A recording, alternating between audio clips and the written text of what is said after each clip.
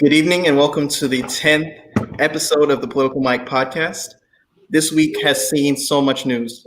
Pressure on the Democratic presidential nominee to improve his polling numbers with Latino voters, particularly in Florida, where former New York Mayor and billionaire Mike Bloomberg pledges to spend $100 million to help Biden win the state. Former California Senator, and now current Democratic vice presidential candidate Kamala Harris promises to offer free tuition for low-income students at public and historically Black colleges and universities. A period of tell-all books debuting, most recent of which by Bob Woodward, containing President Trump's own words, admitting that he downplayed the COVID-19 pandemic early this year, pressure on the CDC by the White House to come up with a vaccine by November 1st, Trump's peace deal between Israel and the United Arab Emirates and Bahrain, promising normalization with ties with Israel, and the federal judge's grant of temporary restraining order to prevent the USPS from sending election mailers with false statements. So much to discuss. Here to help me break it all down are when Mr. Keith joins, will be four very accomplished, very engaged people, one of which could not be here tonight, Ms. Emlyn Brown, a friend of mine who I met while interning in the Senate in Senator Patty Murray's office. So I'm going to go ahead and start introducing this very outstanding panel. I'm going to start by introducing Ms. Gabriela Sevilla. Yep.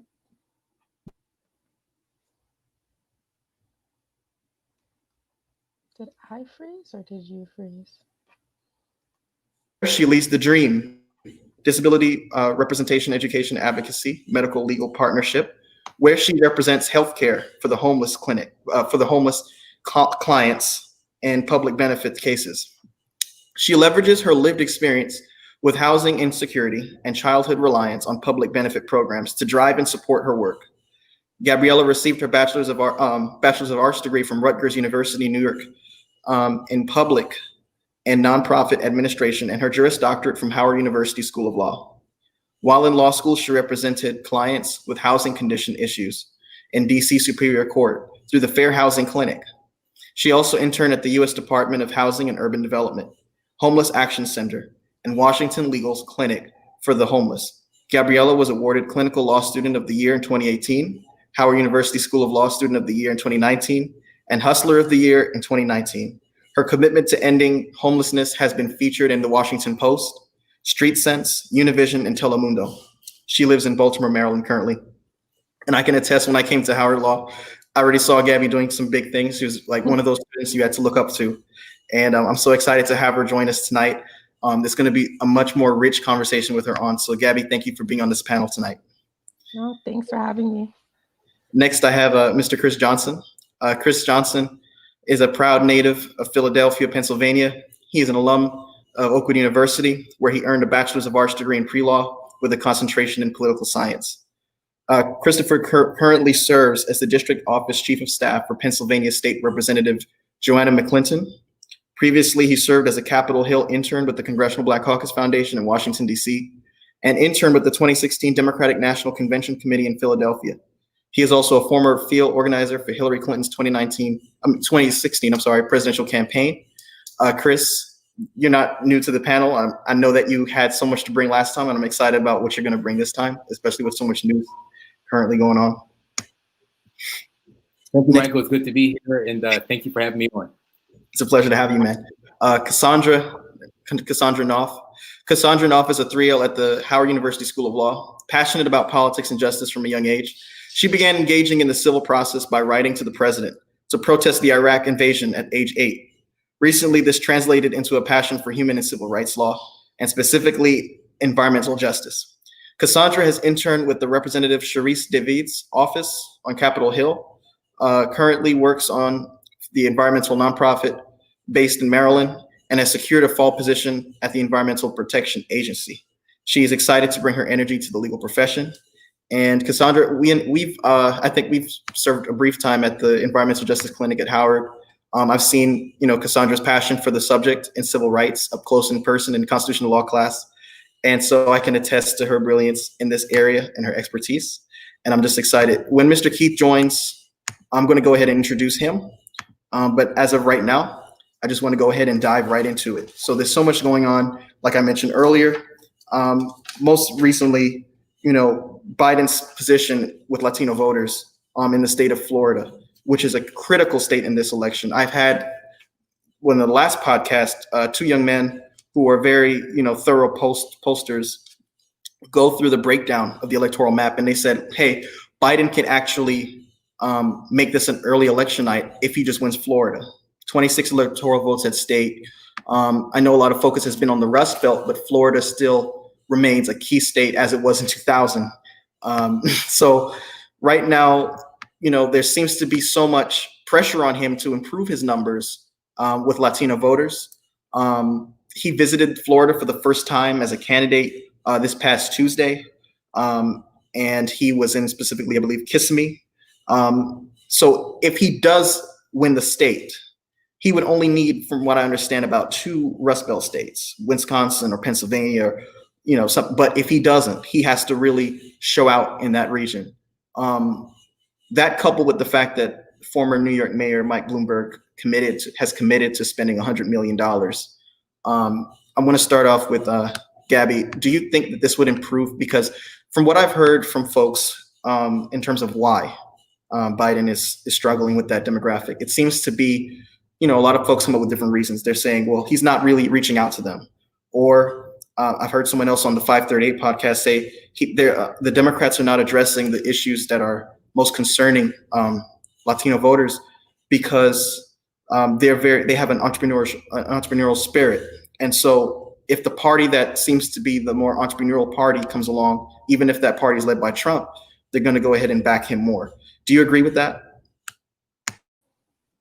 I mean, I think what Trump has done is really divided Latinos in this whole like good immigrant, bad immigrant thing. This like dichotomy of like working hard and, earning your spot here in the States and things like that. So that it's like, I don't want to say foolish, but it's, just to talk about immigration and stuff, you're not actually addressing what the Latino voters are looking for, and so all I can think of right now was when it just went viral that when he arrived there Tuesday, he was playing like Despacito, like this, like I cringed. Like that's not, if we want to get the Latino vote, like this is not what we're doing. Being gimmicky and playing, like a popular song. We need a lot more. We need like some substance. So, the 100 million towards Florida, like, yeah, Florida is the Latinos there are different too. They come from, they're Cubans, they're who had a different immigrant story here, as refugees, like maybe like a faster path to citizenship and don't really resonate with that struggle of, like my dad who came here in his 30s and took him like 15 years to become a citizen, so that's a totally different struggle than some Cuban Americans. So they don't really resonate with that. And then, yeah, we have a lot of damage control with that good immigrant, bad immigrant storyline that the Trump administration has really driven home for folks. Thanks for bringing that point out, because another thing that stood out to me, especially this week, I think they released an ad aimed at painting Biden as a socialist.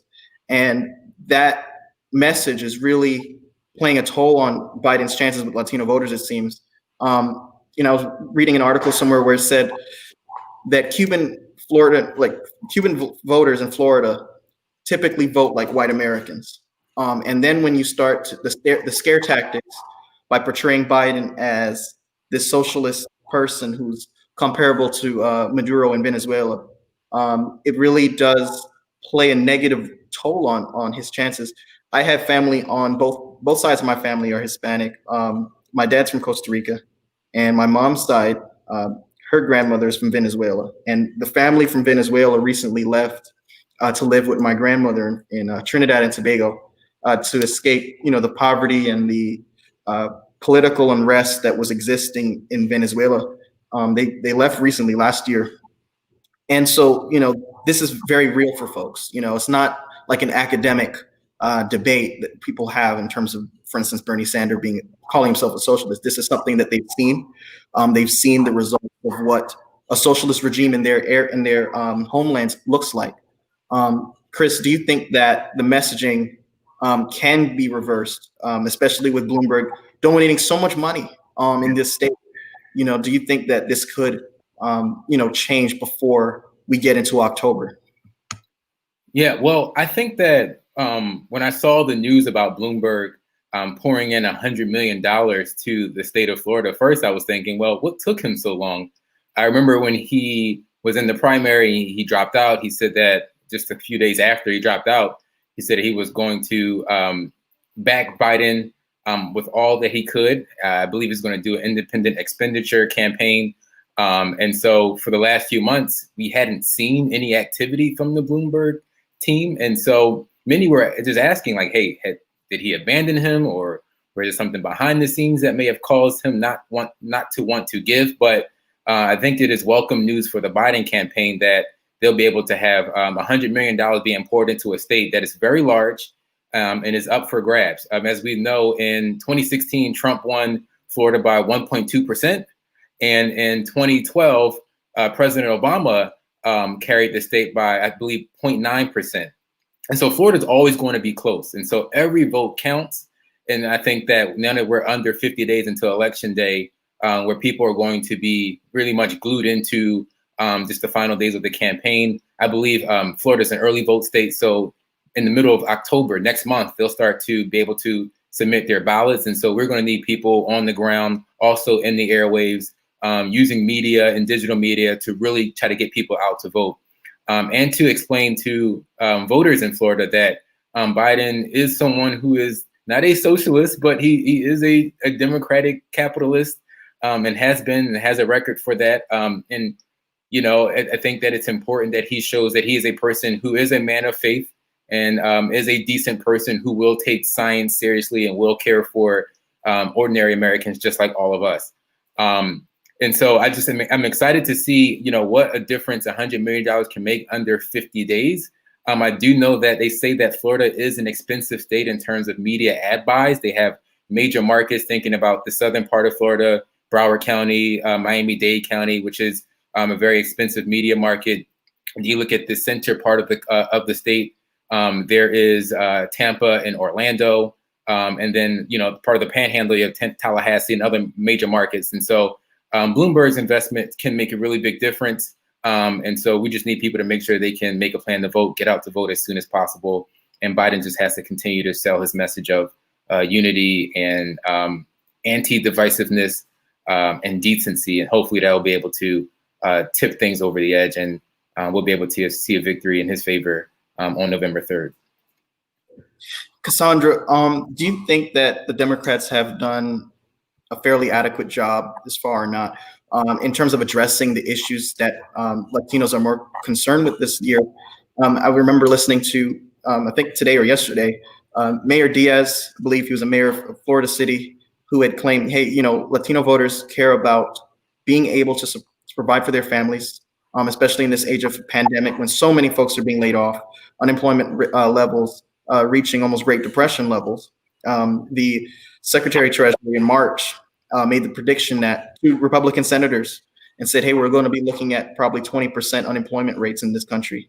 That, he said, resonates with Latino voters. And in terms of, being able to bring a paycheck home, pay the bills, just make sure that they can make ends meet. Do you think that the Democratic Party has done enough to address those concerns? And if not, what specifically do you think they have to do to, win them over a little bit more?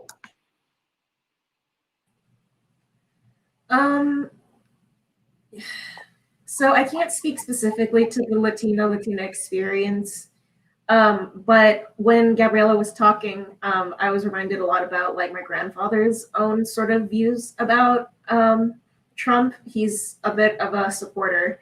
And it didn't make any sense to me because he and his family came here as refugees from Vietnam during the Vietnam War.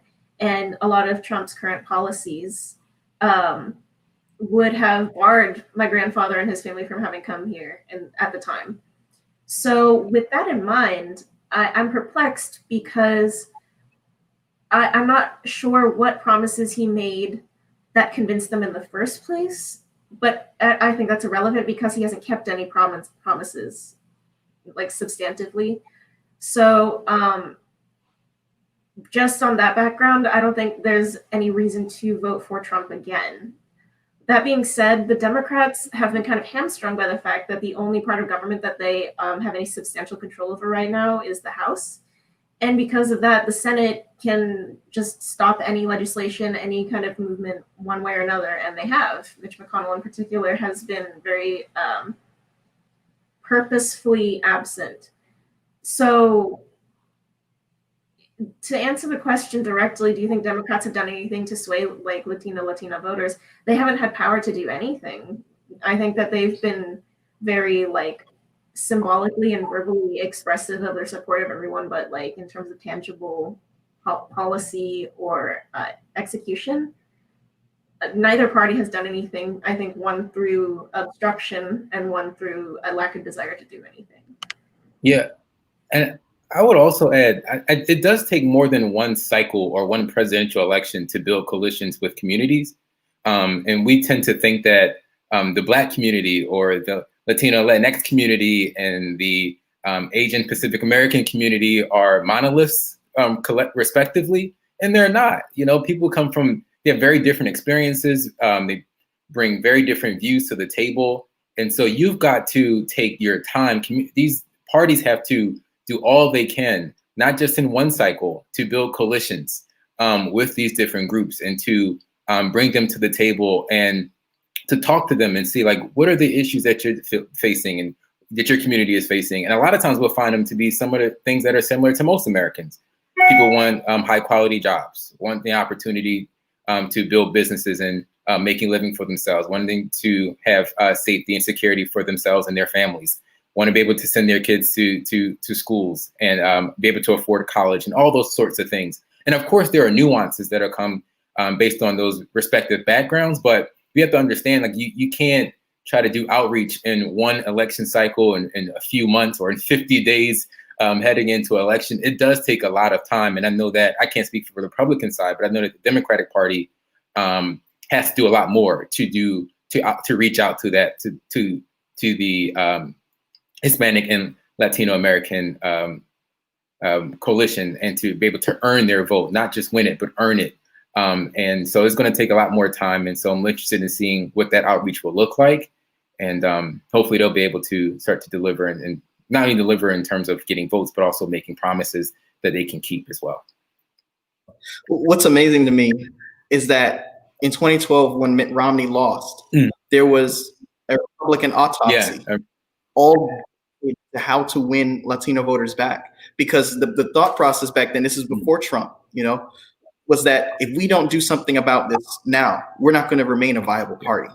That was in terms of, you know, immigration reform. And that's why you had the Gang of Eight in 2013 with Senator Rubio, Chuck Schumer, other senators coming together to come up with some kind of immigration reform package. Ultimately, it failed. But, you know, the fact that there was an effort is so much, it seems like a totally different universe than where we are today in 2020.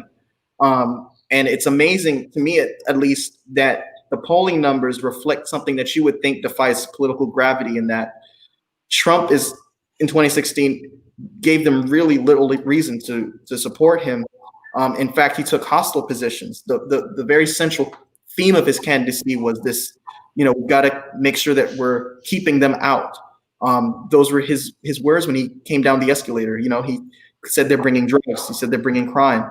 And I don't understand how, you know, if someone's taking such a hostile position against you and, you know, your brothers and sisters, how could you still, you know, find yourself supporting someone like I've seen during the primary, an older Hispanic gentleman and his granddaughter, both of them said that the granddaughter said she's voting for Bernie Sanders, and he said he's voting for Trump. And they're from, I believe, California, Southern California. And, you know, while I was listening to this interview with the NBC reporter and them, I was just baffled at not only the disconnect between them, but also the disconnect, it seems, between the message that Trump has in terms of focusing solely on a specific demographic that excludes them, and why it is that they can still find it within themselves to support him openly. Does anyone have any thoughts on that? I would just, go back to just like folks believing that they immigrated here the right way, or like being so many generations out, like, you know, there are Mexican Americans in Texas who, like, you know, they're like 5th generation Mexican American, right? And just like wanting to claim the American identity over, you know, their Mexican identity. So I do remember, like, I was a 1L when Trump was elected, and folks looked at me like, hey, Latino vote, what happened? I was like, I have no idea. Like, no one in my family, I'm from Jersey, like all the Latinos are just straight, like, you know, Democrat. Like I think I was naive, you know, like I was like, Trump voting Latinos, like that's weird. Like that is totally against everything, you know, you stand for. And yeah, it was basically like, well, I'm not like them. I'm hardworking and everything, not knowing, you know, yeah, the damage. I think something else I thought of too, like another way to maybe try to win the Latino vote is just like science right now is telling us, you know, COVID's impacting our community and the Black community pretty hard. The eviction crisis is affecting the Black and Latino community harder, like at a disproportionate rate than other folks. So just lead, you know, strategy dedicated to, you know, fixing that and our wealth gap crisis. Like, I feel like that's like a pretty level, I don't know, way to go. Yeah, and thanks for bringing those points out, especially about New Jersey, because New Jersey in particular is interesting because between 1972, during the Nixon re-election campaign, and then 1988, I believe, when Dukakis was running and George H.W. Bush was running against him to succeed Ronald Reagan, New Jersey was red. And it looked a little out of place because right above New Jersey, you have New York, and you've got all these liberal northeastern states. And so I think, you know, the underlying reasons as to why Latinos seem to be supporting the Republican Party this year, I think that was something that may have been in existence way before 2020, to be honest. And I think that, you know, the message of, you know, business mindedness and being an entrepreneur and investing in corporations and somehow benefiting from the you know, the benefits that you're giving these corporations in this capitalist system. I think something about that resonates with the demographic. Of course, I could be wrong, but it seems as if all signs seems to be pointing in that direction. But you know, in terms of COVID-19, this is something that seized the attention of everyone in this country. And this president went on a ABC town hall this week. And what was interesting, first of all, from the outset, just looking at, you know, the optics, was that usually the president's given an opportunity in the Rose Garden to be combative with the press. If he doesn't like a question that they posed, he can walk away. He can cut the press briefing short. He can interrupt. But now he's face to face with average people, folks who were, I believe, undecided, and you know, his election chances were basically in their hands, and not just their hands, but those watching, the millions of viewers who saw the town hall. And when, you know, someone stood up, it was the very first guy, I believe, who asked a question, said, "Mr. President, I supported you in 2016. I'm a conservative on, you know, social issues, but you're really making it hard for me to support you this time because," he said, quote, "you took your foot off the gas pedal when it came down to you know, averting how bad this crisis has struck this country."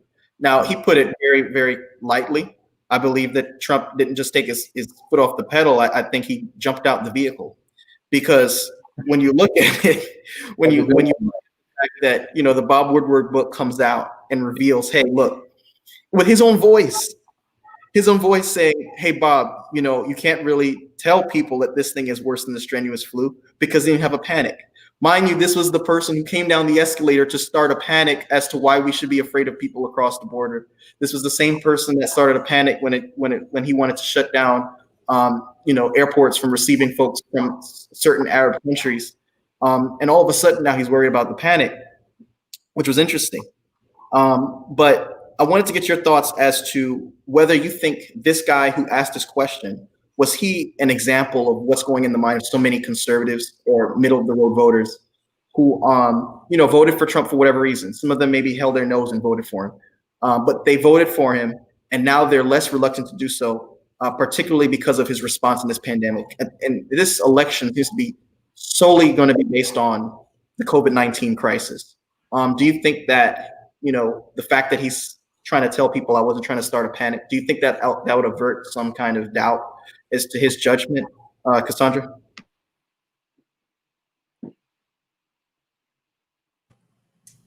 I mean, I am of a fundamental belief that a lot of the people who voted for Trump didn't do so for stated reasons.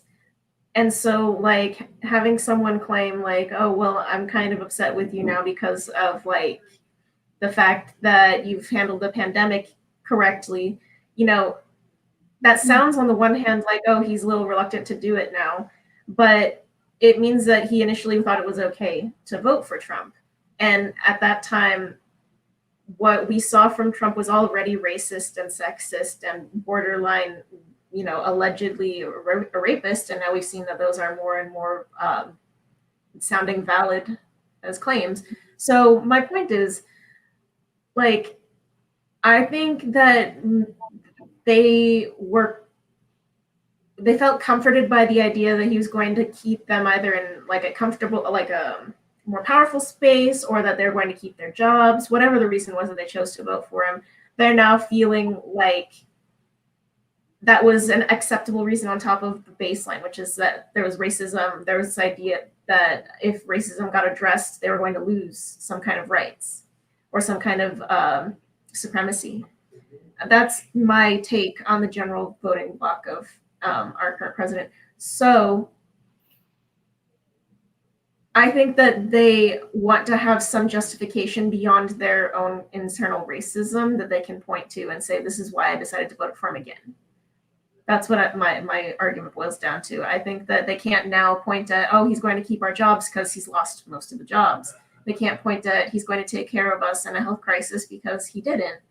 They need to, either to themselves or outwardly to someone else, justify voting for him again. They want to, but now they haven't found a good enough reason. I think that's my take on it, but I don't know how accurate that is.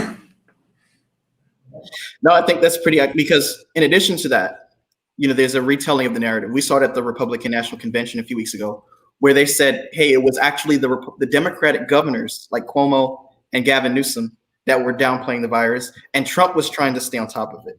And I couldn't help but laugh to myself because, there's sometimes the retwisting of the narrative is just so funny that it just defies all kinds of reasoning, and you start to wonder who's going to fall for this.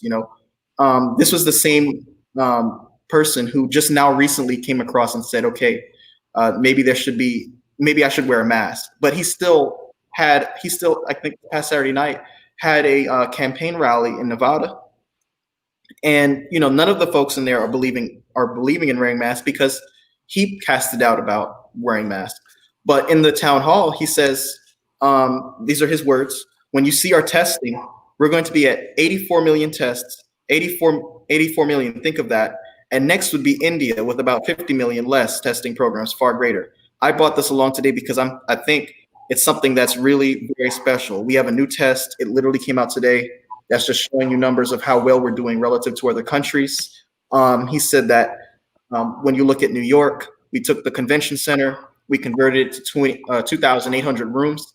We bought it in the ships. I wish they would have used it because, frankly, they would have saved a lot of people. And had they had used it, it seems like he's trying to take the credit from Andrew Cuomo's homework, and he's trying to present the professor with it as his own. What are your thoughts on that? Do you think that this, changing of the narrative would do him any good? In all seriousness, because we do, in other elections, you do see to an extent, a candidate always trying to change or redress how the position that they did that was controversial, that the press is getting a lot of negative attention to. Do you think that this would have the same kind of with people, or do you think at this point people are like, it's Trump, I don't expect anything different. I wanted a president, and in terms of what I think, he's doing great on the economy. Well, Mike, Trump is a chaos-driven, panic-driven politician, right? Like that's what he feeds off of. In 2018, when we were in the midterms, remember there was a caravan that was coming allegedly to Florida or to the southern states to take over America. And so we need to make sure you can vote for safety, vote Republican, vote for Trump. And that never happened, right? And then he, as you say, when he first walked down those golden elevators in 2015 to announce his candidacy, he painted, quote unquote, other Americans as rapists and killers and folks to be afraid of. And so there are people who saw that message as something that was appealing to them. They wanted to return to an era in America where whiteness and patriarchy would reign dominant and reign supreme again. He saw an opportunity for folks who lived a particular life, whether it's a white Anglo-Saxon Protestant American life, or coal miners who are looking to receive jobs again or to get their jobs again, saw that as a message that would be compelling for them. And so all the chaos that Trump had stilled, for them wasn't really problematic because it may have happened, or if it didn't happen, it wouldn't affect their lives until a pandemic came and viruses started to spread.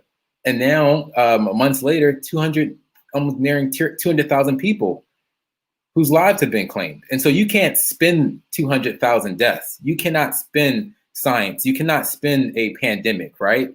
And so I think that Trump is a person who likes to throw things on the wall and sees what sticks. He throws nicknames on the wall to some of his opponents, and whatever one might catch on through the media or through some of his fans at his rallies, he'll go with it. If there's a new idea that he'll try to spin now, it's you can start to wear masks. Maybe that may jumpstart his re-election campaign or his chances. If he now he's trying to push, what was it, the hydroxychloroquine? That was something he was trying to push as a way to show that he had gained control of the virus. He tried to throw that into the wall, and that didn't really stick as well. And in fact, it actually put more lives at risk. And so I think that America, I'm hoping that we as a country has started to wise up to his antics and tactics, and will not allow for him to, take what the Democratic governors have done successfully and try to use them as his new, as you're saying, homework, and pass it over to the professor for a good grade. It's not going to work, especially 50 days out into an election where we've already, we know people on this broadcast may know individuals whose lives have been adversely impacted by the pandemic itself, whether they've lost a loved one, or jobs have been lost, or businesses have closed. This is really hard to spin. And this is something that is very, very serious that we've had to experience for the past few months. And so Trump has shown himself to be incapable to have the discipline, the wherewithal, the wisdom, and the compassion to get on top of this.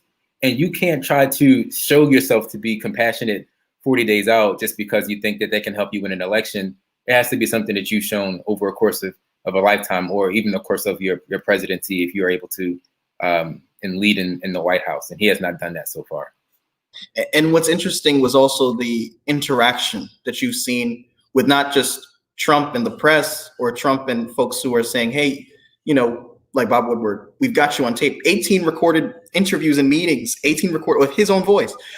But yeah, you have a contradiction with him and the CDC head, Robert Redfield, in terms of, the timeline that they can have a vaccine.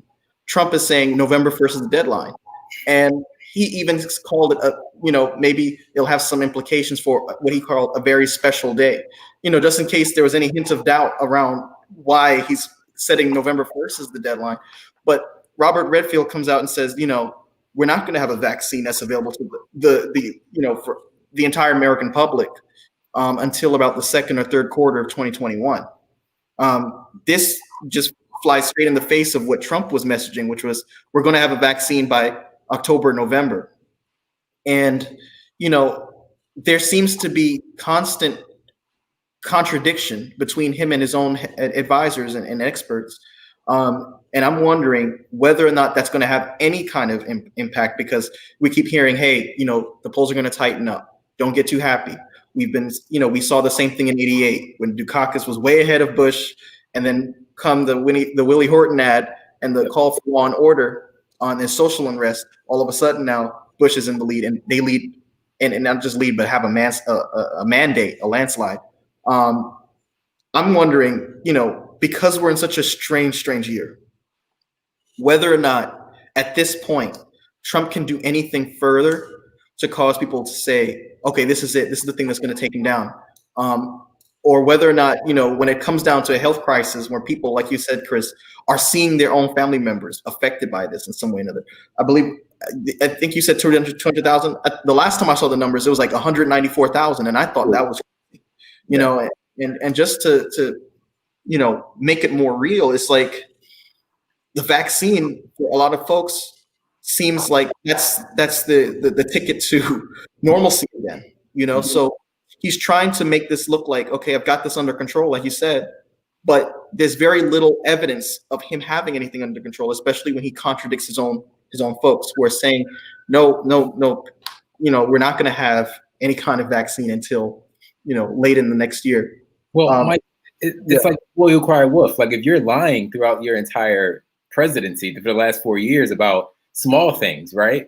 If you're lying about the impact that masks can have on preventing the spread of the virus, right? There was a report that came out today that suggests that the United States Postal Service wanted to send 6 masks to every household in America earlier in the spring. And they said Trump had denied that because he thought it could cause panic or stir chaos. If you're lying about, as I was mentioning earlier, the impact that hydroxychloroquine could have on, fighting the virus and being able to keep people safer or healthier, like how can you actually have a mandate as a person or as a person of authority to suggest that this vaccine that is being rushed, that isn't going through enough trials, will actually be ready by November 1st, but also be one that can be acceptable in mass, right? Like how do you expect to be able to have that authority and that trust if you haven't been able to show integrity in any way, in any right, over the last 4 years? And so my hope is that America will be able to understand that this has been a pattern behavior, this has been a pattern problem, and for him to be able to try to, wave this new wand and say this is going to fix it, it's just not true. And I think that we have to continue to listen to the scientists, listen to those who are actual experts on this, and hopefully we'll be able to get through this together. Yeah, and to your point, what surprised me also this week was when he was in the town hall and he said, our mortality rate is actually pretty good in compared to other countries. He singled out Europe, he said China, and then Stephanopoulos says, hey, we have 4% of the world's population, more than 20% of the cases, more than 20% of the deaths. Trump says, well, we have 20% of the cases because of the fact that we do more testing. If we wouldn't do so much testing, you wouldn't have so much cases. And this was something I thought, the first time he said something like this, I said, well, he misspoke. Maybe he, his handlers didn't get to him in time, whatever the case may be. But, the fact that he doubled down on it months later shows that there's something in him that sincerely believes that if we do more testing, we're going to have more cases. So it's in our interest not to do more testing. That logic, we can go on a tangent with that, but I'm curious to know whether or not, that coupled with what we've seen, we're in September. Next week is the last week in September. Believe it or not, we're almost in October. And we, at least for me, when folks say, hey, don't get too confident with the Democrats' chances, I asked them, what has he done to instill some kind of confidence in his ability to handle this virus? This election is just going to all be about COVID-19. And I believe that if COVID-19 didn't happen, Trump would be on his way to re-election. And the reason why I say that is because of how close the polling still is. When you look at states like Wisconsin, Pennsylvania, you're seeing 5-point margins, 6-point margins. I'm to be honest, I'm surprised it's still that close. Gab, do you have any thoughts on that? Well, I was gonna say, Chris, like Trump has been trying to spin the deaths. Like, I think I saw that in the town hall. He was like, well, it would have been 2 million if I did nothing. So he like really just, I don't know how his brain works, finds a way to deflect, blame, or because he also said that he feels like he did everything right. He had no regrets, I think, is what I heard him say. So there's that. And he just, masterfully tries to deflect the blame, calling like the virus from China, and say I think he said something like, I have nothing to do with this. It came from China, and I had to deal with it. So I think that's why some folks actually believe all these like deflections and things like that. They're like, oh, I guess, well, yeah, it could have been 2 million. And even with the vaccine, I feel like he's going to be like, well, I wanted it by November 1st and, CDC wouldn't let me. Like, sorry, guys, kind of thing. I could totally see that happening. With the masks, too, I was talking with my good friend Omar, and he was like, yeah, he turned like wearing a mask into like a political statement. And that I feel like is super true and relevant, because I think in the town hall, he talked about like the Democrats wanting to do a mask mandate. And so, yeah, I don't know. I don't have a lot of confidence. Like, I mean, he finds a way to like wiggle his way out of a tight spot and just deflect and give some type of excuse. Go ahead. Yeah. Well, for me, maybe this will provide some insight.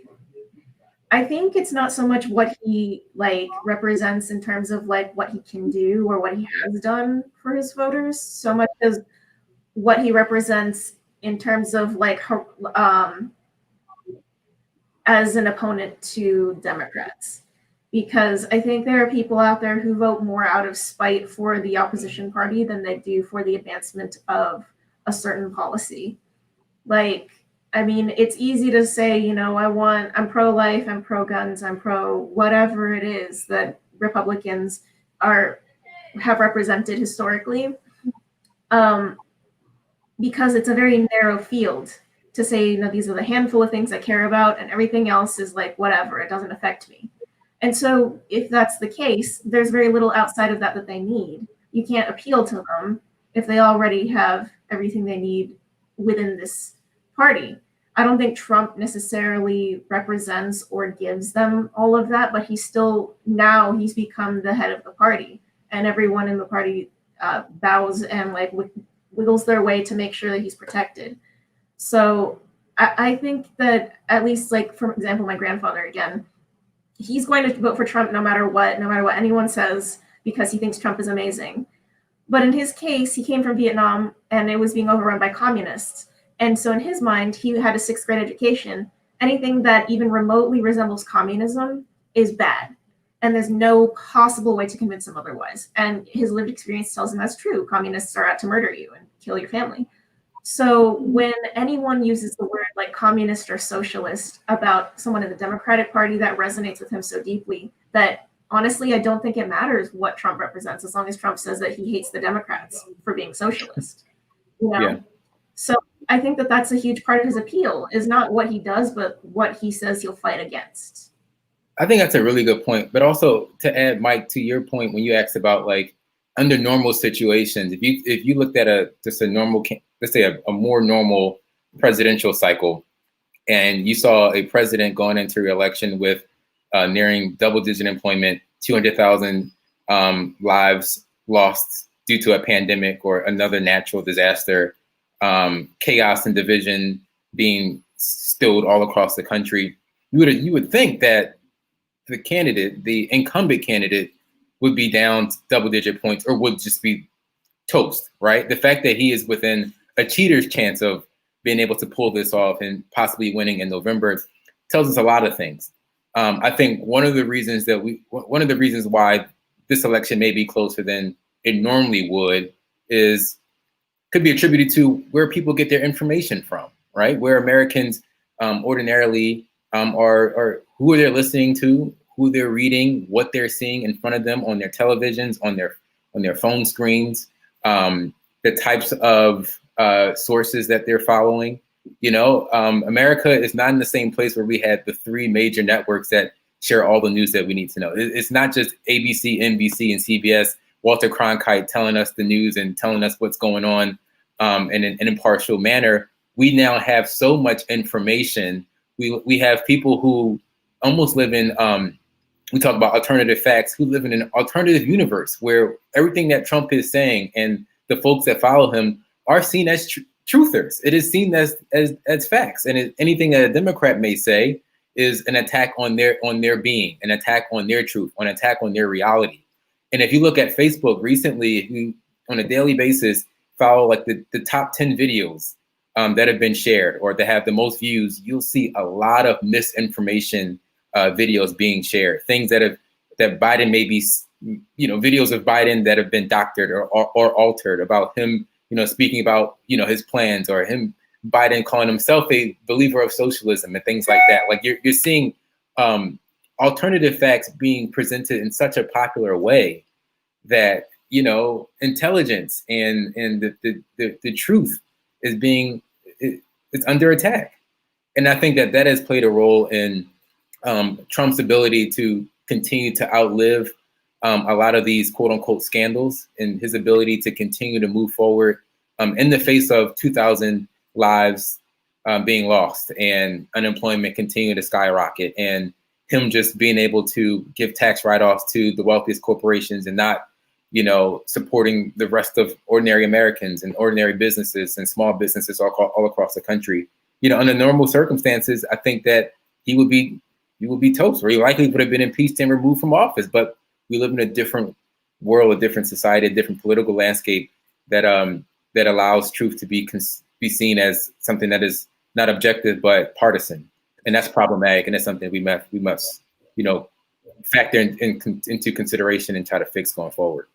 Yeah, and to your point, Chris, Fox News was born for such a time as this. Yes, because yep. I believe the goal of Fox News, was to ensure that there was never going to be another Nixon situation.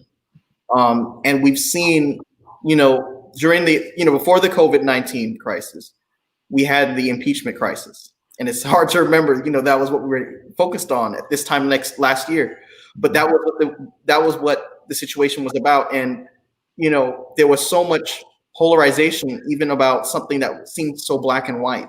You don't call a foreign leader and say, hey, I need you to do me a favor, though, and then get all kinds of different, he could have meant this, he could have meant that, he could, if we were in the year 1972, like you said, that would not have been the case. There would have been a bipartisan outcry because we knew that would have had dire implications for what the next president and presidents down the road can do. But that aside, the Bob Woodward book, to me, I can't wait to get it. But I have read Fear. And that chronologizes, that really goes into the early years of the Trump presidency from 2017 to, I believe, late 2018. And I would read the book going on the metro to the law school and coming back home. And I couldn't put it down because there were so many in detail, situations where the folks around Trump's orbit would have to do things like move a memorandum from his desk without him seeing, or to ensure that he doesn't, make a really bad mistake in terms of pulling us out of the G7 too early, or pulling us out of, NATO. They had to maneuver and do all kinds of things around to not get him upset, and at the same time keep the norms that really keep the 21st century American society that we know afloat. And, I can only imagine the kind of revelations that are in this book when it relates to this pandemic. There's a lot of media buzz about the conversation with him saying he purposely downplayed the virus. But I'm also interested in knowing how it is that he handled the impeachment crisis, what he did to try to blunt the efforts of the prosecution, what it is that he did in terms of 2020 to try to continue to collaborate with foreign countries to get foreign aid. There's a lot of focus with his campaign and people on his side against China, because China wants Biden, and that's also wrong. But you don't hear anything about Russia, you know. But I kind of want to pivot to, their effort, both campaigns' efforts to reach out to African American voters. I believe the Trump campaign under the leadership of Brad Parscale said we're going to get 15% of African American men. And the Biden campaign said we want 13%. And so both campaigns have come up with ads. You saw many African American men in the world of sports, business, even politicians like Tim Scott. And there was a congressman from Georgia, I forgot his name right now, who came out, took the podium and said, even the attorney general who's presiding over the Breonna Taylor case said, we are independent thinkers. We have an independent mind. But then you have a Biden ad where an African-American man says, look, who do you trust with your kid's future? And I thought, both sides, it's a very interesting race. I don't think any side are taking anything for granted. They're not taking any states, they're not taking any demographics for granted. But I'm curious to get your thoughts as to, the efforts made. Kamala Harris came out, and this was interesting because I never really had a memory of a vice presidential candidate making a promise. Yeah. But I think she had to do it because she had to show people why she's on the ticket. There's a lot of anticipation as to what a woman of color would do on the ticket. And I think there was a lot of expectation, not just to have a woman of color on the ticket, but to reach out to a certain group of people. And I think she felt the need to say, hey, I'm going to change the ticket by proposing student loan forgiveness for those who attend HBCUs. Do you think that that's going to be effective, going into November? Do you think a lot of young people who, in particular are cynical, their preferred candidate didn't get it, whether it was Bernie Sanders, Elizabeth Warren, Pete Buttigieg, Yang, do you think that this would be successful going forward, Gabby? I mean, it's a great start. I mean, student loan forgiveness, like we're struggling. I know I am. So that really was like a buzzword, right? And someone, and you're right, like a vice presidential candidate making a promise. I mean, a lot of folks were eager to hear what she had to say or, what she was going to do. And I think I headed in the right direction with student loan forgiveness. I don't know if it's practical though, like if it's realistic to happen, because I think, so it's a big ask or it's a big promise to make, but we'll see. And that's a good point, because even going back to earlier this year when people said, why are you supporting Joe Biden? Why don't you support Bernie Sanders? He's for student loan forgiveness. Elizabeth Warren is for student loan forgiveness. I said, it's not just the presidency we have to worry about. It's the chances of winning the Senate and the House. And so we're not going to get anything if we don't get those two branches in order. Because if one of those houses, say the Senate remains red, very little would get accomplished by whoever the Democratic nominee and eventual Democratic president would be. And so, Chris, I'm interested in getting your thoughts on whether you think, this call for student loan forgiveness by vice presidential candidate Kamala Harris would do enough to pull over, Bernie Sanders supporters, Elizabeth Warren supporters, folks who are young and progressive and idealistic, and said, we're tired of the system where we're going to be, burdened with so much debt after spending years in school, working hard, coming out into this, this world where we're starting out our lives with so much to pay back. Well, I do believe that the proposed policy can make a difference. I know that when I saw the news come out over the week, I had friends in my group chat, friends who are not politicos, who are not, big followers, who saw it and were saying, is this real? Or, this is interesting, right? But we're very skeptical of its ability to actually happen. Some folks thought that it was a proposal that was just, trying to pander to get their vote. Others saw it as an opportunity just to be engaged. They may not have been really following the political news recently, but there are a lot of people like us who are maybe on this call and folks who are viewing right now who were told that an education was the key to unlocking, the future and possibilities and success. And we were told to get good grades in middle school and high school and get to college so that you can get the job that you want. And there are folks on this call who are in law school or doing great things and are going to be partners and all those sorts of things. And so, many of us have followed that road that we've been told for many years was the path towards success. And along this journey, we've learned that having a good job is one thing, but also when you are forced to accrue so much debt along that educational journey, it can also be not only bothersome, but also kind of crippling towards the ability to purchase a home or to start a business or to do many of the things that kind of add to the life of the American dream, so to speak. And so I know from speaking for myself, who had to deal with student loans and are paying them back right now, I feel that impact right now, and it does make me question what my future will look like.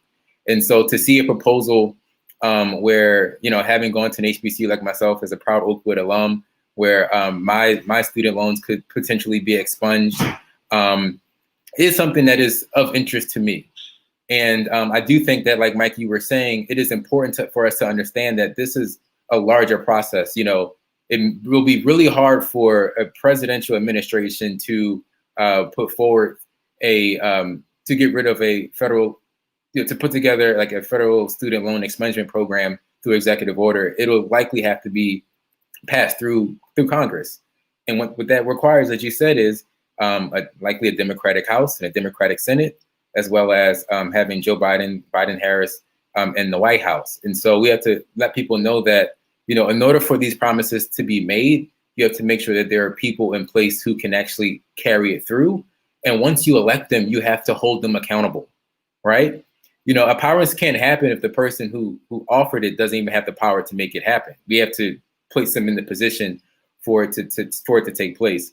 I think also to your question of what does it look like, how important is the Black vote for 2020? It's incredibly important. If you look at 2016, why Hillary lost is because she was not able to eclipse 2012 and 2008 outreach levels for Black voters, right? In most states, you look at Pennsylvania, Wisconsin, Michigan, a lot of those states, 60 to 65% of eligible Black voters did turn out to vote for Barack Obama in 2008 and in 2012. But many of them stayed home for reasons that we can discuss right now or at a later date for Hillary Clinton. And so we have to understand that our vote is powerful, not only in democratic politics, but also in national politics at the presidential level. And we've got to come out to vote like we haven't voted before. And one of the things that is at risk is the voter suppression that we've seen in many states, in Georgia, North Carolina, and the attempts to really stoke chaos for a lot of Black voters who are unwilling or may not want to go to their polling station in November and may want to vote by mail, but don't trust the mail because of U.S. Postal Service's recent changes. And so we have to do all we can to try to make this election as fair as possible. And even in spite of these suppressive tactics and attacks on our vote, we have to still continue to fight hard in the courts. It's also in the streets to make sure that we can amplify our voices at the ballot box on November 3rd. Yeah, and Cassandra, before I go to you, I want to also throw this out there because this was interesting to me when I saw this poll.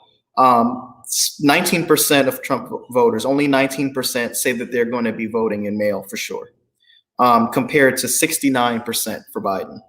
But when you look at who's going to vote in person, you're looking at almost a total and complete opposite. You're looking at 70-something% for Trump and only about 14% for Biden. And this was according to CNN. Now, one of the guys that I had last week from one of the, he has a YouTube channel called Let's Talk Elections. The other one has a channel called Election Predictions Official. They both said the Black vote is going to be critical, but they said don't be surprised if you see on Election Day the majority of the states in the country being red, because that would reflect only the votes that they've counted, which would be the in-person votes. But once the days go by and you start to get in the mail-in ballot votes, you start to see a lot of states flip blue. Cassandra, do you think that, we're going to make the Democrats are going to make the same mistake that they did in 2016 by assuming that the same Obama coalition is going to be in place this year? Or do you think we're not taking it for granted and we're doing, the necessary outreach that we have to do to ensure that, this scenario that this guy talked about last week could happen, where you do have states flipping because of the amount of mail-in ballot votes that have been submitted?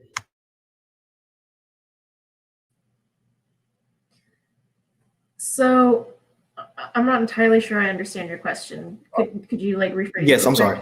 Do you think that we're doing enough in terms of, outreach? Are we, avoiding the mistake of 2016?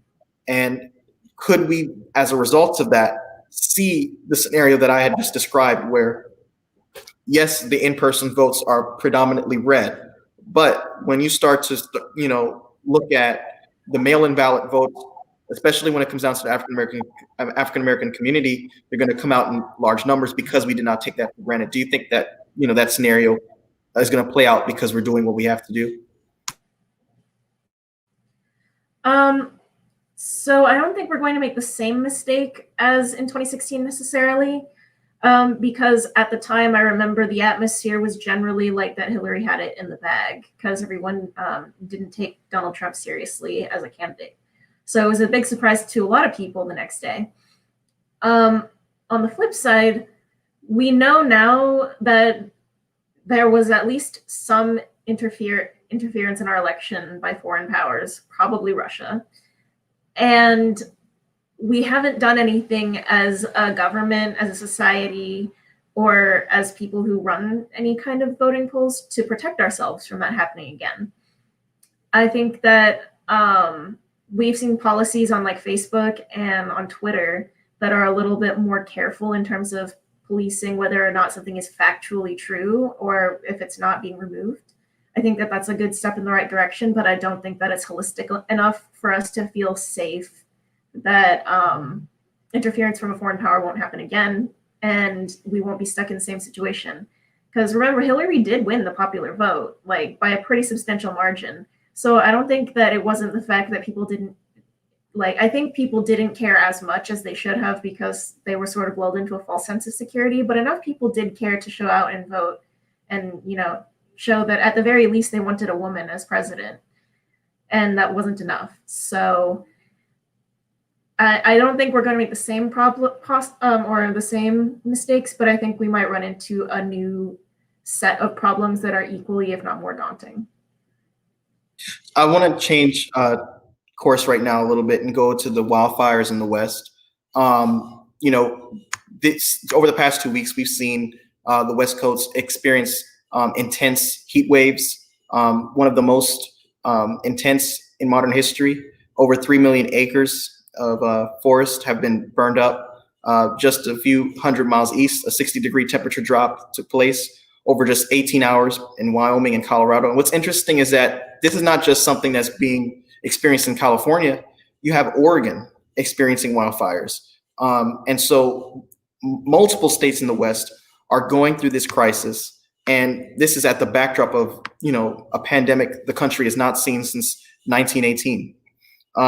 So the Trump administration's own national climate assessment warned in 2018 that more frequent and intense extreme weather and climate-related events, as well as changes in average climate conditions, are expected to continue due to damaged infrastructure, ecosystems, and social systems that provide essential benefits to communities. And what's interesting about that assessment was that it seems to be, in direct conflict with what he had explained to a reporter of CBS News when he told them, hey, the environment is actually cooling down. His exact words were that, you just watch. He said that, we're starting to see cooler temperatures. And then when the reporter pushed back and said, I wish science agreed with you, Mr. President, he said, I don't think science actually knows. But he also made a point and said, when I made the point about fires in the West, people laughed at me. And he's referring, of course, to, I believe, 2018 when him and Gavin Newsom were touring the California fires in the West. He said that people laughed at me. So he's always taking the position of, I was the first one ringing the alarm bell, and now everyone's coming around when it's popular. But I was the one to put this on notice to begin with.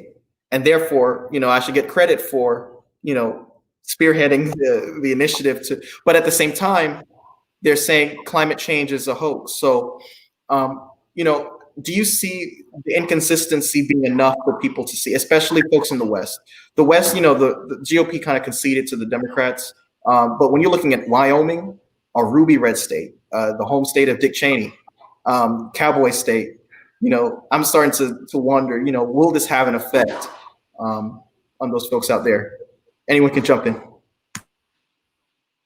Well, I believe it would, right? I mean, these are the fires, the hurricanes, the tornadoes, the inclement weather that we're seeing season in, season out, as well as with this pandemic. It shows that science is real, and it should be believed, not just by ordinary Americans, but also by our elected officials at every level, at the state level, in Congress, and in the White House. And don't you wish right now we had a president, as well as both parties in Congress, who actually fundamentally believed in science and believed that climate change was real? To hear Donald Trump suggest that he had been laughed at when he was referencing wildfires in California is just ridiculous. I remember watching a clip of him with Jerry Brown, who was the former governor of California, and then governor-elect Gavin Newsom, when he was saying that California could do a better job of preventing fires by raking its leaves a little bit better, or better management of its forests. That's why people were laughing, because it's a ridiculous notion, and it's not scientific. America, in this country and also all across the world, has to do so much more in order to prevent the spread or to combat climate change. Right? We have to reduce our carbon footprint. We have to upend the impact of fossil fuels in our country and in our economy. We have to do all that we can to support renewable gas, as well as manufacturing electric vehicles. A lot of things that can be done and have to be done now, we should be doing. But unfortunately, we have politicians who are in office right now who either don't believe in science or don't see it to be politically beneficial for them. And that's just very problematic. And we're going to see lives continue to be lost. We're going to see families continue to be displaced all across the country, not only in the West, but also in the Southern Belt, as they experience hurricanes that are continuing to intensify and be more frequent every year. And so we have to do so much more as a country and globally.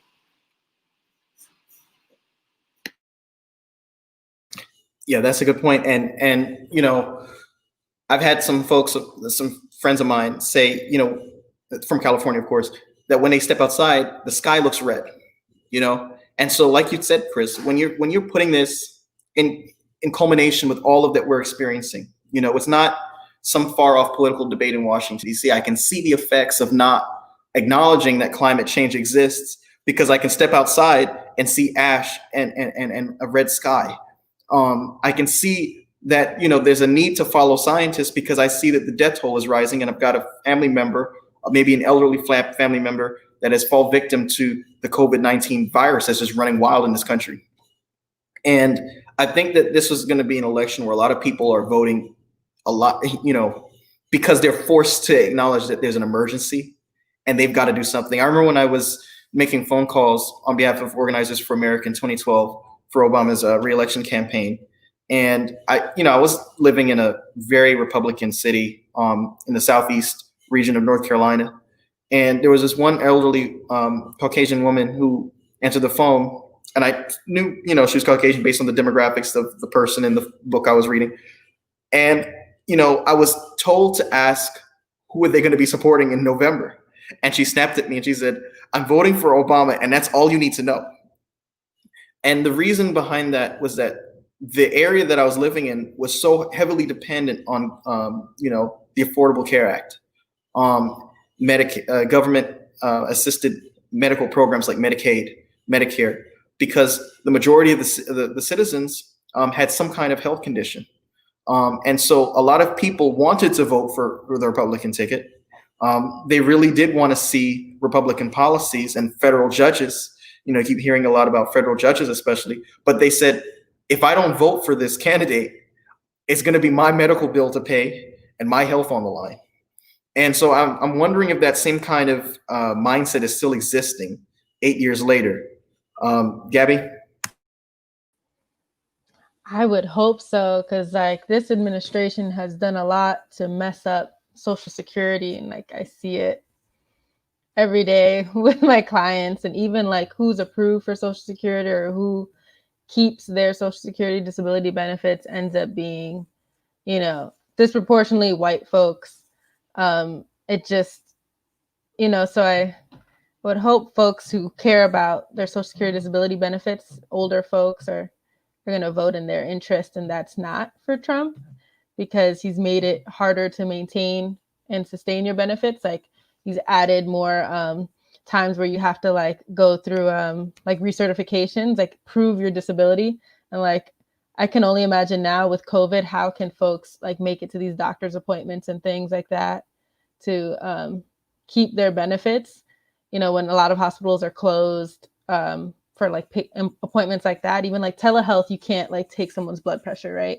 So like yeah, the same thing, you know, like all our public benefits programs too have been under attack under this administration, food stamps too.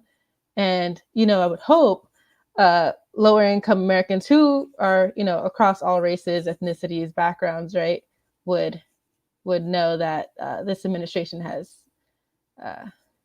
no loyalty to protecting those safety net programs. And yeah, for the same reason, like I like the lady you spoke to, like I think, you know, that's why like things have improved. Well, things improved and at that point for public benefits programs. And right now, where that's folks' only source of income or like their main source of income, threats to cutting that even further, you know, a big mistake. Cassandra, you know, I heard a lot, you know, in 2018, especially when you had, you know, it was a very exciting, I think, midterm race, and it experienced one of the most, you know, records of turnout than any other midterm election. And, you know, you heard Tom Perez, who was like the new Democratic Party chair, still the Democratic Party chair, and other leaders say, if we focus on healthcare, if we focus on the issues that hit home for folks, you know, we're going to do well. And it seems as if, you know, for the most part, from what I've seen in the ads, they've stayed on message. Now, there is a need, like more than ever before, to counterpunch because you're running against Trump and you're running against the ruthless group of folks who are enabling him and allowing him to continue to have like Chris mentioned, a cheating distance of winning again. But do you think if we continue to if we continue to harper on that message and then bringing climate change back into the picture, you know, making a case to get back into the Paris Climate Accord, like Biden said he wants to do on day one, and then pointing it to real consequential events that people can see, things that are tangible for folks. Do you think that's going to be effective this November?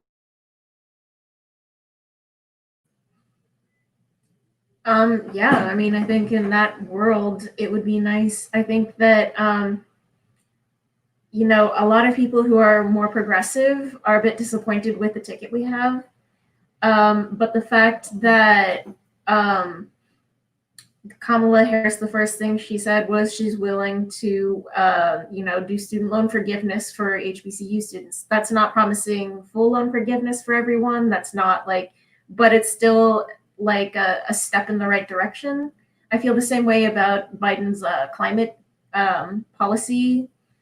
It still has, you know, business sort of high up on there. I think that it's a lot more conservative than, for example, the Green New Deal.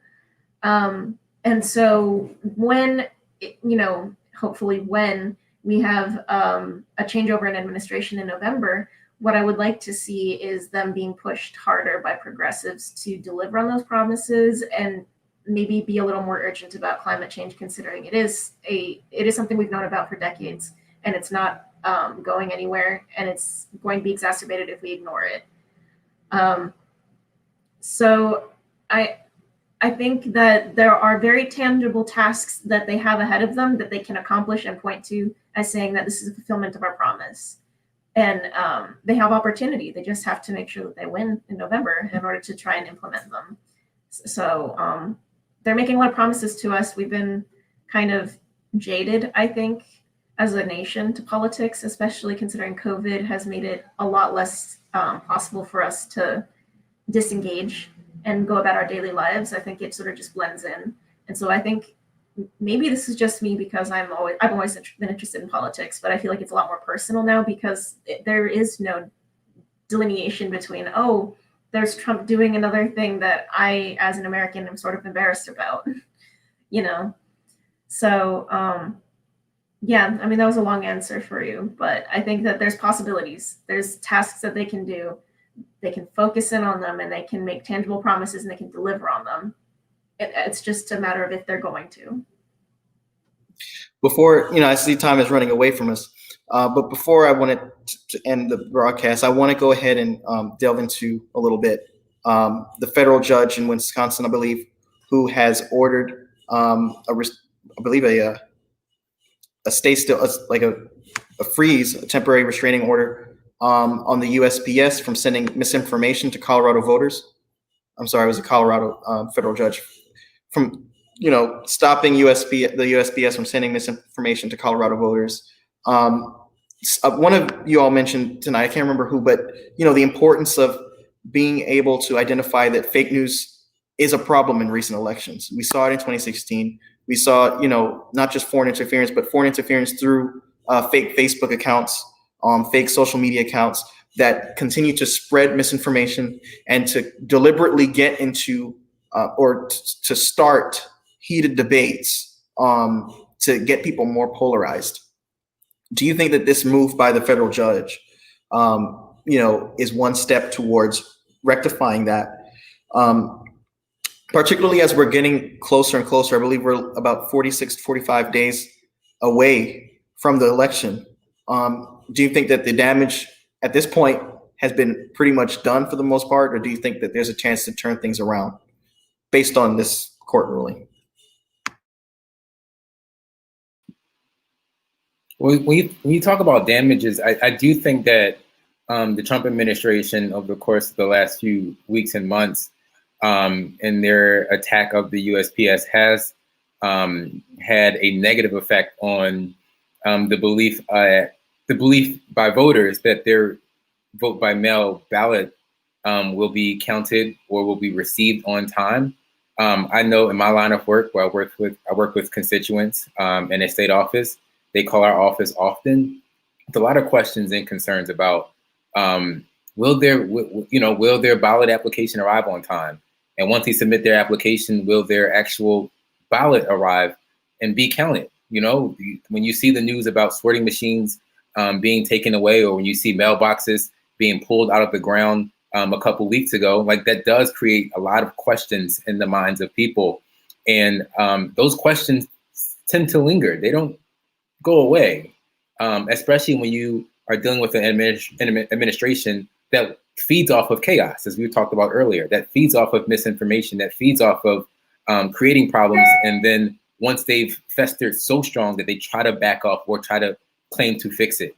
And so I think that what we have to do is folks who are truth tellers, folks who are, lawyers who would like to engage in supporting the Democratic Party or whichever party in voter protection efforts, or if you have time to, donate some of your time to make calls to voters, to let them know accurate information, to let them really come up with a true plan, an accurate plan on how to vote, we should do that so that we can try to do all that we can to reverse the damage. I know that it's good that the federal courts and the federal judges have frozen particular changes that Louis DeJoy and the USPS have been trying to push.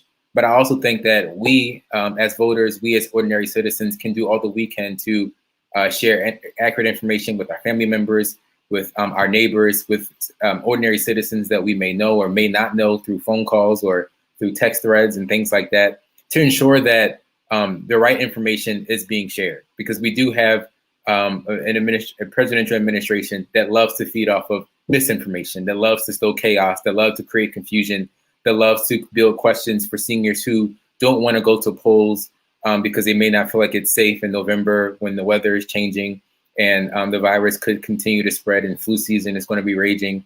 And so we just got to do all that we can. If I could make this plug, I'm from Philadelphia. I know that my city is really trying to recruit poll workers, especially young able bodies who are able to come out there. If you are interested in working the polls, reach out to our city commissioner's office and sign up. I know other cities and states may be trying to do the same thing. So, go on Google or look up your county board of elections office and try to do all that you can to support those efforts on election day and before election day.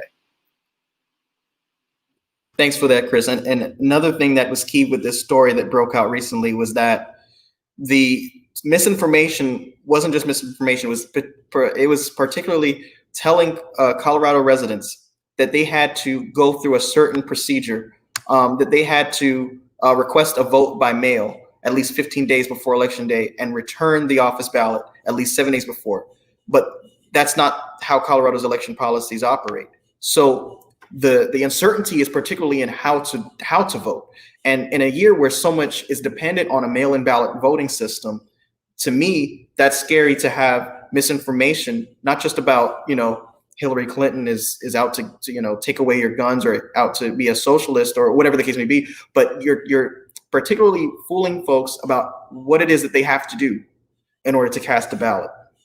Gabby, are you worried that would cause, a reduction in voter turnout where polls are expecting more people to vote? I know in North Carolina, they were the first state to go ahead and issue out mail-in ballots to residents, and everyone was saying, hey, we're going to have record numbers of people turning out.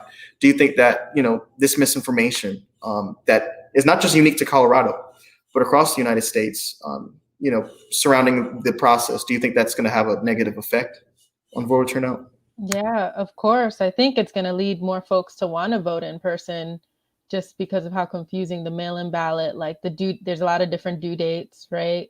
All the misinformation or false information on how it's voter fraud if you mail in. My mom surveyed our neighborhood. We have one mailbox, a few blocks down here in Baltimore City. It's a lot. And then what happens when you have all these folks trying to make it in person to a polling place? We still have a whole pandemic going on. So that's not it either, So yeah, just definitely older folks, again, where are people getting their information from?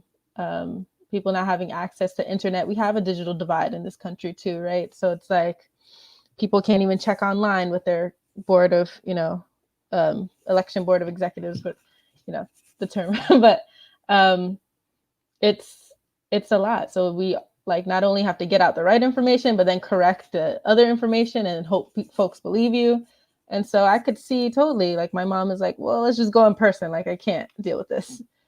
And yeah, so I think that's really, and then you're going to have kids be hey, mom, don't go out there. It's a pandemic. So yeah. Today's Constitution Day, and I want to end off this podcast for tonight by asking each of the panelists to, make a case for why it is that folks have to, do what they have to do in terms of going the extra mile to fill out this ballot. Especially, there's so much going on. People are engaged in telework from home. Folks are in school from, and being able to transition into this online environment in itself brings with it extra stress, extra precautions that you have to take to make sure that everything's successful in your work. Why do you think that it's not just important, but vital that people have to carve out the time to dedicate to going through the process of, if their state requires it, requesting a mail-in ballot, sending it back, and going through this whole thing before the deadline? I want to start off with Cassandra, and then Chris, and then Gabby.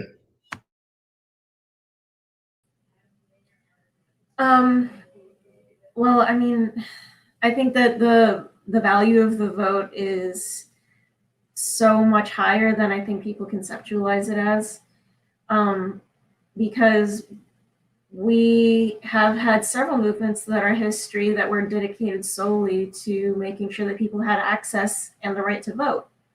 And now we live in a time where accessibility has become so much of, or convenience, I suppose, has become so much of like sort of a commodity, that I think the fact that voting is sort of inconvenient makes people think it's not as valuable. And I think that's by design. There's no reason that voting has to be as complicated or as time consuming as it is. Those are barriers that were made specifically knowing that human nature is to sort of avoid things that are tedious. That's why we all love taxes. So like I think it's imperative, because if you go through the trouble of applying for the vote or going out to the poll station or just doing the basic bare minimum of your civic duties, you might come to recognize just how many of these things are unnecessarily difficult. And maybe you'll realize like, oh, well, this is something that we need to do sustained work on, rather than like a once every 4 years, you show up and then you disappear for another 4 years, because that's obviously not been working for our country. I think we can do better. Chris? Well, I will say that if you look around the country, if you look at the conditions of our neighborhoods and our cities where we live, the conditions of our individual lives, the conditions of our fellow neighbors locally and all across the country, we all know that there are a lot of big problems that we're facing. When you just can't walk outside without wearing a mask because you're at risk of contracting a deadly virus, that's a big problem. When you turn on the news and you see forest fires overtaking cities in California and in Oregon and other parts of the country, that is a big problem. When you see millions or thousands of Americans displaced in cities across the Southern Belt and in Florida and other parts of the country due to tornadoes and hurricanes and floods and things like that, those are big problems. When you have siblings who are in need of healthcare and are dealing with pre-existing conditions, and there's a chance that, pre-existing conditions may not be covered if this administration continues, those are major problems. And so we have to do all that we can to make a difference. And I believe that voting is the first and fundamental way to make a change. It is not the end all be all, but we do know that we in America are a democracy, and we elect officials, we elect leaders to handle these types of challenges.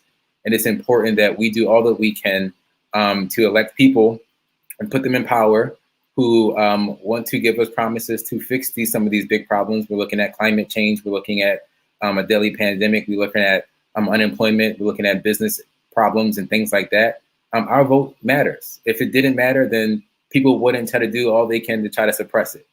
If our vote didn't matter, then, if we decide not to vote, then someone else will who has a separate interest than us. And so if you're listening to this broadcast, make a plan wherever you live.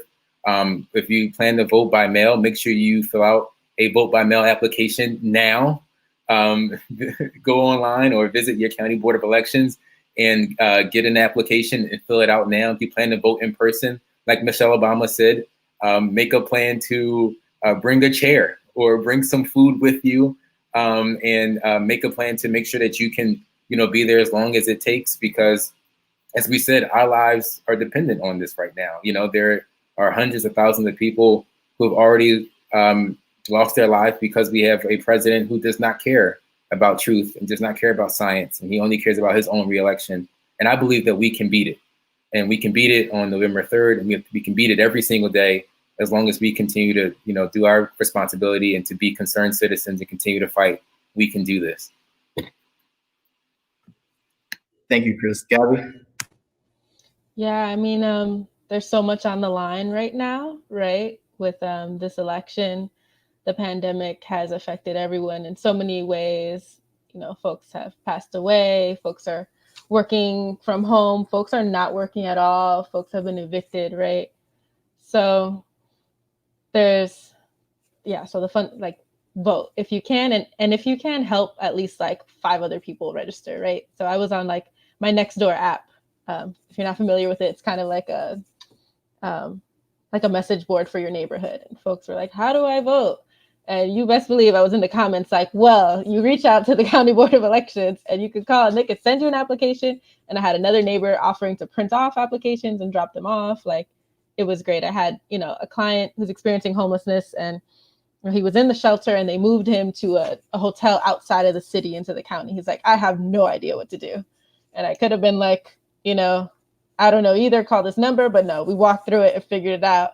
And he helped other shelter residents figure it out too. And that's an empowering thing, right? Because he doesn't have access to a computer right now to Google it, or a smartphone to Google it.